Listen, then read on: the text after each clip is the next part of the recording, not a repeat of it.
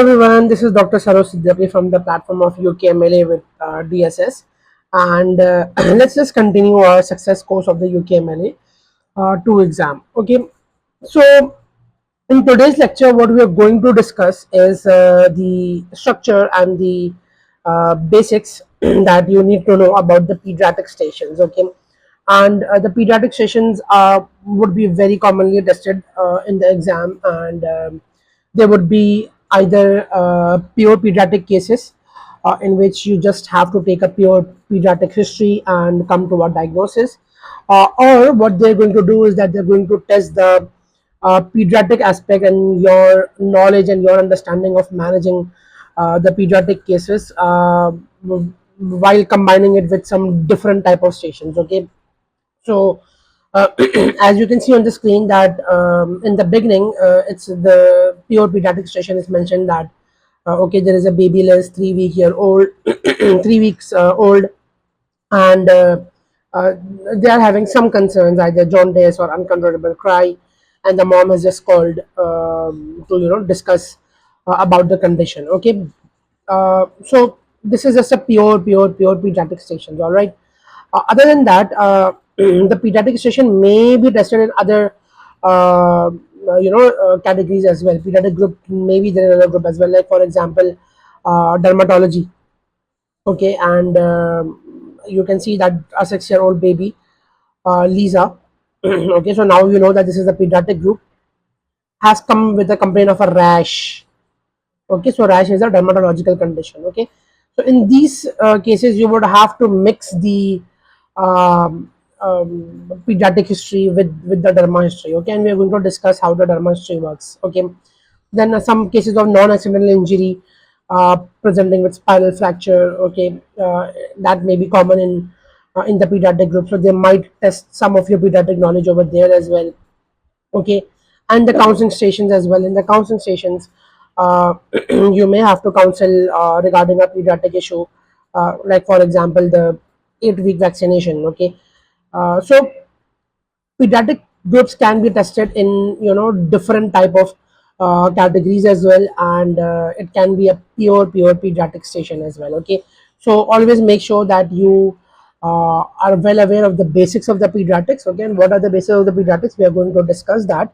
So and you should have an idea that how and where to apply those basics in a way that you are covering all the pediatric aspects. Okay, so yeah, let's move on and let's just begin the pediatric structure. Okay, so we'll discuss with the pure pediatrics one. Okay, and then we'll modify it as per the different structures. Okay, when we're going to do the other categories. Okay, so the pure pediatric station would begin with a symptom. Okay, there would be some symptom or the other that would be mentioned, and you would be expected to do the Socrates or the OD para. Okay, and I have discussed in a lot of detail what the Socrates and what the OD para is. So I'm not going to go in a lot of detail. Okay, but what I can do for you is that I can just give you a list of symptoms that the patient may present with, the pediatric group that may present with. It can be either jaundice, it can be uncontrollable cry, it can be not wetting the nappies, it can be nocturnal enuresis case, bedwetting.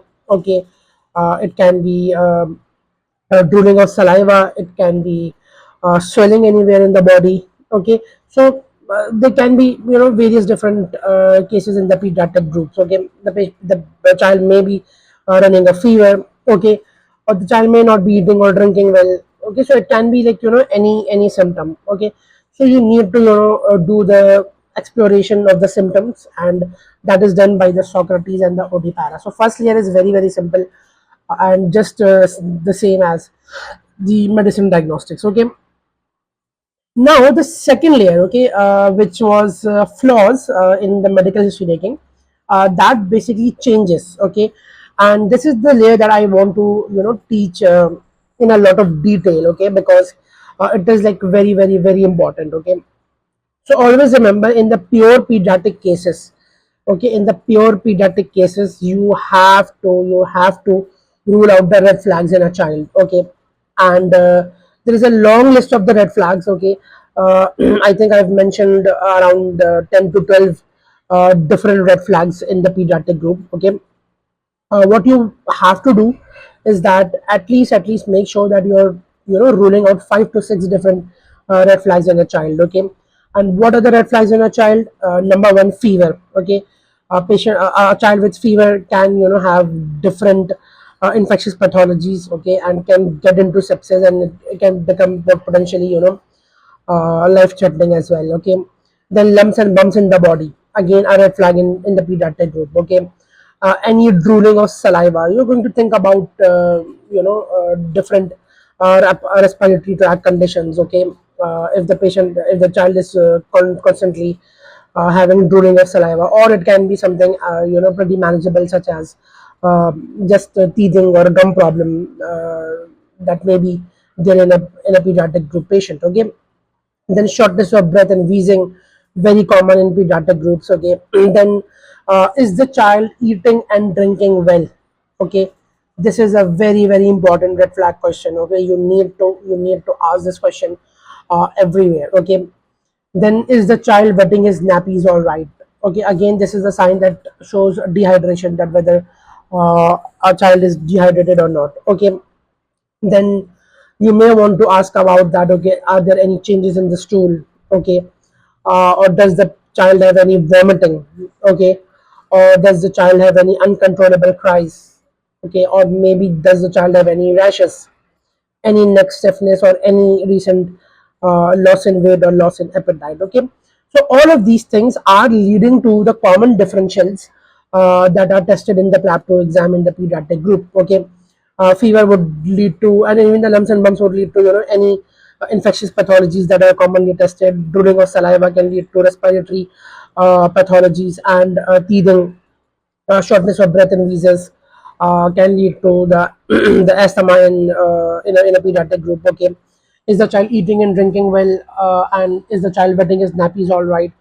Just typically shows that a child may be dehydrated. Okay, and then changes in the stool. Okay, if the child is having blood in the stool, or jelly like stool, you're thinking about intersusception. Okay, vomiting, a child that is vomiting, think about pyloric stenosis. Okay, child having uncontrollable cry, that means that the child is in some kind of pain.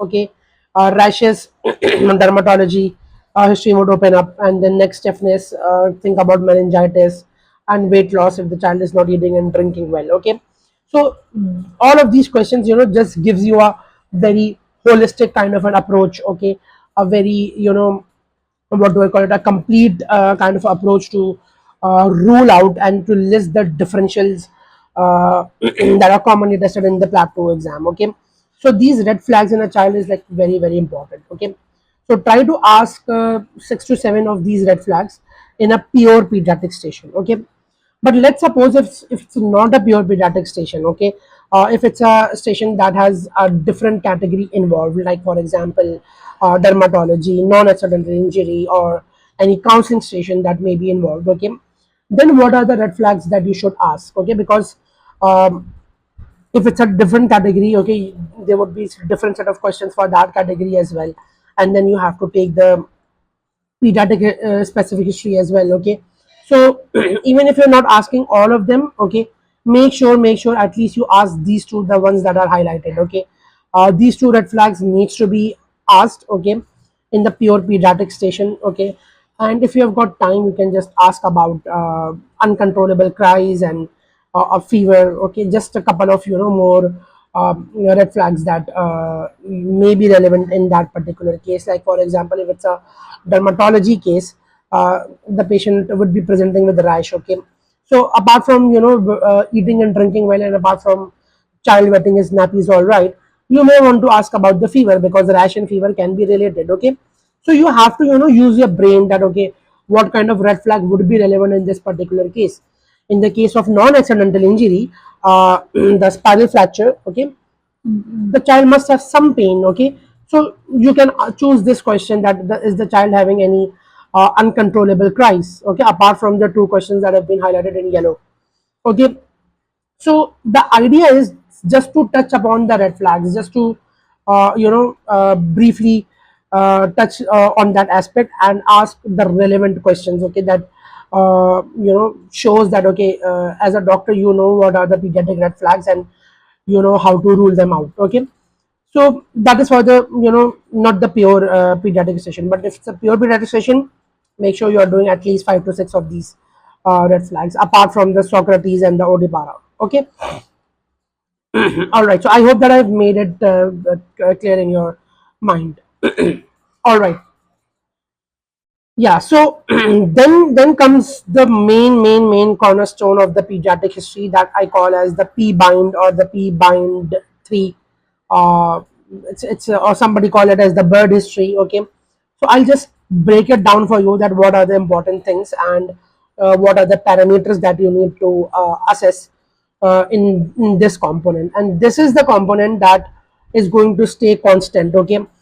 In the pure pediatric stations as well, you have to ask this, and in those stations where the pediatric groups are involved, but it's not a pure pediatric station like the dermatology, non-accidental injury, and counseling station that I talked about, you still have to make sure that you are covering the P bind aspect or the bird aspect completely, okay. And I'll tell you how you can verbalize it and how you can phrase it. That okay.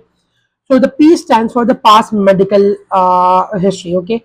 So you're just going to ask that any medical condition that your child have that I should be aware of. Okay. Or has this condition happened to the child in the past as well? Okay. Just a single liner question. Okay. No rocket science involved in it. Okay. Then the B stands for the birth. Then how you going to ask it? You can ask that was his birth normal, or did you have any complication during Joshua's delivery? Simple question, okay. Do not go into a lot of detail. I have seen people go into a lot of detail of this, that okay, was Joshua born with a like from a normal labor, or was he born via C-section? Did he have any complication? Did Joshua cry after getting born? Okay. By any chance, did Joshua got admitted into the neonatal ICU after getting born? You do not need to go into a lot of detail of it. Okay, just one question: that was the childbirth normal and without any complications? Okay, that is going to serve the purpose. Okay, that is going to get you the answers if there are any. Okay, sorry about that. Yeah, and then the eye, okay, after the birth you go to the eye, okay. Eye is the immunization, okay. You're going to ask that is your child up to date with his jabs, okay, or is the immunization schedule up to date, or have you been vaccinating your child, okay. And please make sure that you ask this question for children that are more than 8 weeks of age, okay. And I've seen that a few cases are there in which the age of the child is like 3 weeks, okay, 4 weeks, and the people end up asking this question: is your child up to date with the jabs? This shows that you're just asking the question for the sake of asking it, okay, just because it is mentioned in the script, and that is why you are asking this particular question. Why? Because in the NHS, the very first vaccination that a child receives is on the 8th week, okay. That is called the first vaccination or the 8 week vaccination, okay. So make sure that you do not end up asking this question for a 3 week old child: that is your child up to date with the jabs? You're going to sound stupid if you ask this question in a child less than 8 weeks of age, okay. So yeah, PBI covered, okay. Three aspects of it is covered. Then you talk about the nutrition, okay. What does the child eat? Is the child still on uh, breastfeeding? Okay, just a couple of questions: that how is his diet? Is he still on breastfeeding, or are you giving him top feed? Just to get an idea, okay. Again, do not go into the detail that what is his morning routine, what does he have in the morning, do you give him packed food in the evening? You're not supposed to go into that much detail, okay. Just briefly touch upon the nutritional aspect and you'll be good to go. All right. Then the the three D's, okay, that are important, okay. The three D's that are important: dehydration, okay. How are you going to ask about the dehydration? You have already asked a couple of questions. here in the red flag, that is the child eating and drinking well, and is the child wetting his nappies all right. But if it's a case in which you feel that the child may be dehydrated, then you may go into a lot more details, like, okay, by any chance does your child have any sunken eyes? Is his urine less than normal? Okay, so just an additional question. And if you think that, okay, the case has got nothing to do with the nutrition or nothing to do with any risk of dehydration, then you're not supposed to ask these additional questions about sunken eyes and less urine. Okay, you've already asked this question in the red flags. Okay, so you can just skip it. Then the most important thing in the D part is the development. Okay, is the child developing all right? Are you happy with his red book? Okay, so just one question. Okay, are you happy with his red book, or are you just happy with how he's developing? Okay, you don't need to go into a lot of detail that, okay, does he smile? Is he able to stand by on his own? Is he able to walk without support? You're not here to assess the developmental milestone. Okay, unless it's a case of developmental delay. Okay, there is a case of developmental delays. Okay, delayed walking and delayed speech, and there is a case of autism as well. Okay, in which you have to get into the details of the developmental milestones. Okay, if it's not the case, then just ask that, is he developing all right, and are you happy with his red books? Okay, that should serve the purpose. Okay, but yeah, if it's a developmental delay question, then the developmental milestone would be judged not in this layer but in the OD para. Okay, that every other symptom. Okay, that the child is unable to walk. Okay, so since how long he's been unable to walk? Um, what's the time duration? Okay, or was he walking all right before that? And then you're going to check a few more things, that is he able to stand, is he able to walk without support?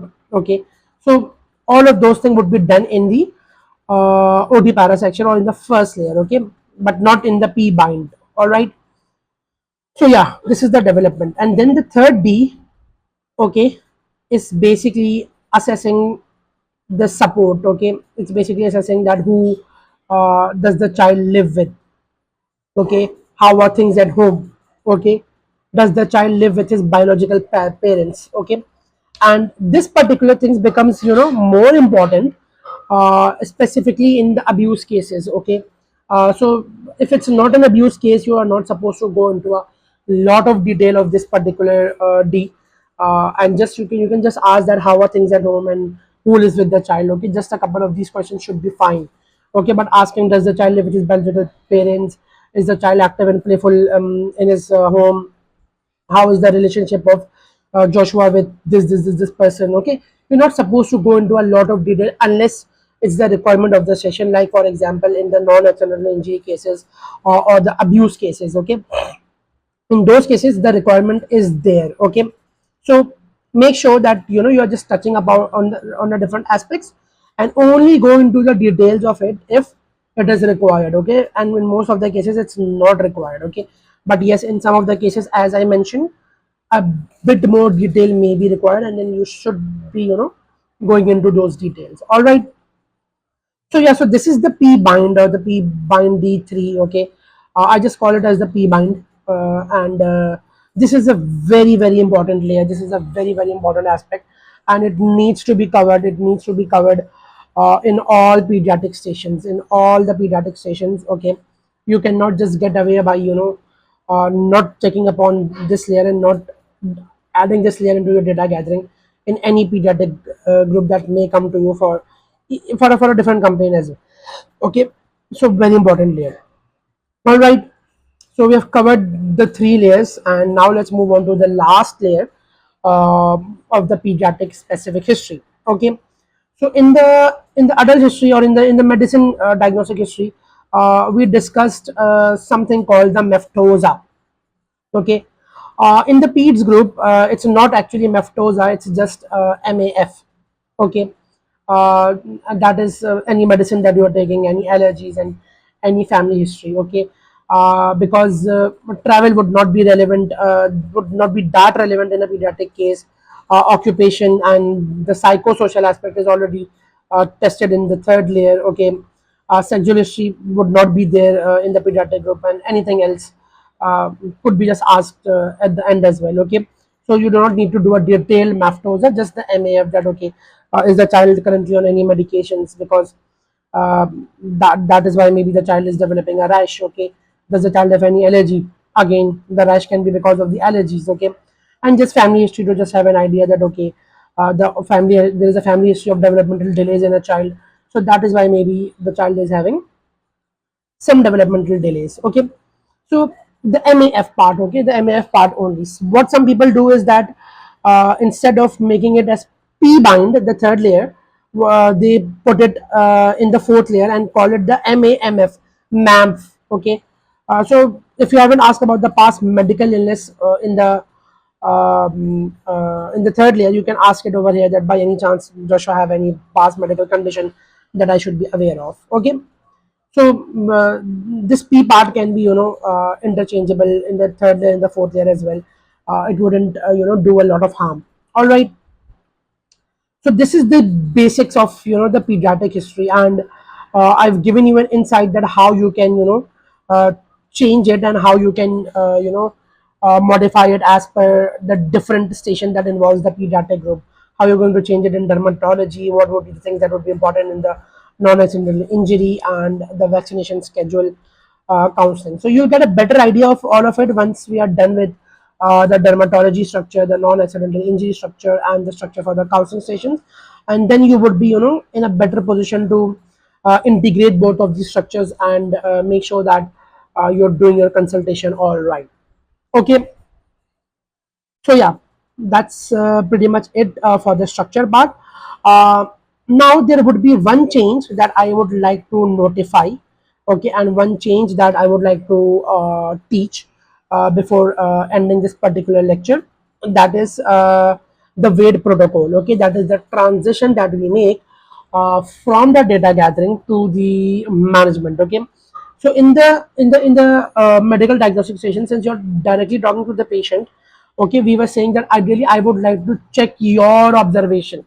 Okay, and that is a mistake that some of the candidates who take my mock, and even in the exam they end up making this particular mistake, that they are dealing with the pediatric group and they're talking to the mother, and they end up saying that ideally I would like to check your observation, and the mother would be like, why would you want to check my observations?